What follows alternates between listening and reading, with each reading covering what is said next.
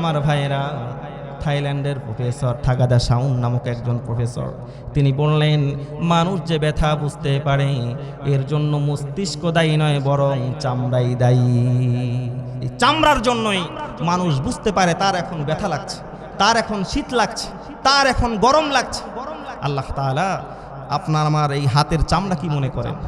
এই হাতের চামড়ায়, আমাদের বডির এই চামড়ায় মহান রব্বুল আলামিন 30,000 উষ্ণ কোষ দিয়েছেন, অর্থাৎ আমার আপনার গরম লাগলে আমরা বুঝতে পারি।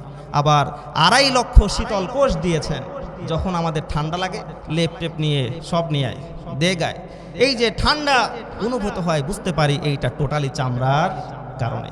এইটা বিজ্ঞান কিছুদিন আগে আবিষ্কার করেছে থাগাদা শাউন নামক একজন বিজ্ঞানী, কিন্তু কোরআন বলে দিয়েছেন আজ থেকে 1400 বছর পূর্বে। আল্লাহু আকবার বলবেন।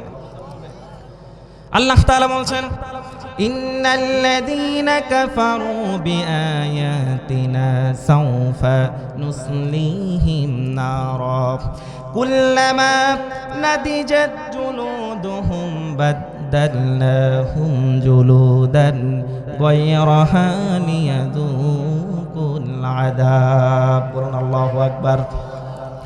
আল্লাহ রাব্বুল আলামিন বলছেন, মানুষের যে ব্যথা লাগে বুঝতে পারে কাল কিয়ামতের দিন আমি রব্বুল আলামিন মানুষের চামড়ার উপরে আযাব দিব, তার মুখমণ্ডল আমি ঝলসে দিব। মানুষ বুঝতে পারবে চামড়ার মাধ্যমে এখন আমার আযাব হচ্ছে, এখন আমার কষ্ট হচ্ছে। কিন্তু পৃথিবীর মানুষ এতদিন জানতো না।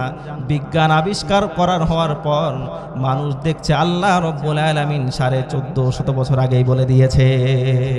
সুবহানাল্লাহ বলবেন না? আমার ভাইয়ের আর একটা উদাহরণ দিচ্ছি। আমাদের সকলেরই ফিঙ্গারপ্রিন্ট নামক একটা বস্তু আমরা বুঝি।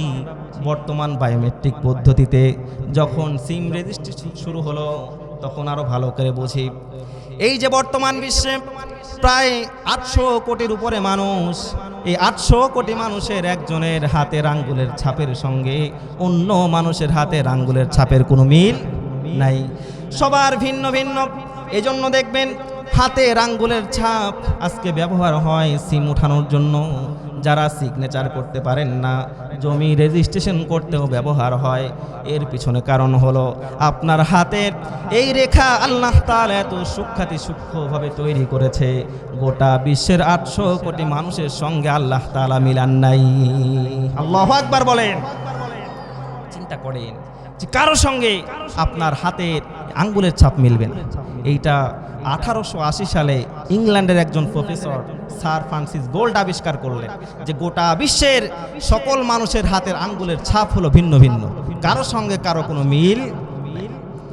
কিন্তু আল্লাহ রাব্বুল আলামিন কোরআনে 1450 বছর আগে বলে দিয়েছেন। আল্লাহ তাআলা বলছেন, আয়াহসাবুল ইনসানু আল্লান নাজমা'a ইযামা বালা কাদিরিনা আলা আন নুসাউফিয়া বানানা। বলুন আল্লাহু আকবার।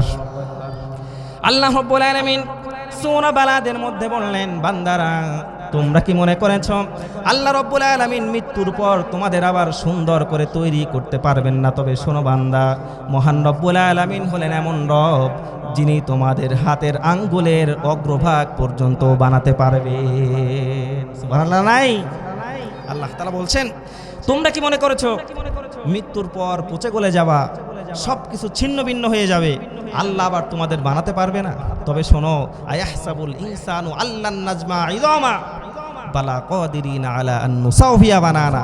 আল্লাহ বলছেন আল্লাহ তোমাদের হাতের আঙ্গুলের অগ্রভাগটাও আবার সুন্দর করে বানাবেন। সুবহানাল্লাহ বলবেন না? আমার ভাইরা, এজন্য পালাবার কোনো রাস্তা নাই, পালাবার কোনো উপায় নাই। যেদিকে যান একদিন আল্লাহর দরবারে ধরা দিতে হবে, কি হবে না বলেন? পালাবার কোনো রাস্তা নাই। আল্লাহ রাব্বুল আলামিন বলছেন, কাইফা তাকফুরুনা বিল্লাহি ওয়া কুনতুম আমওয়াতান ফাআহইয়াকুম সুম্মা ইউমীতুকুম সুম্মা ইউহয়ীকুম সুম্মা ইলাইহি তুরজাউন। ঘোষণাকার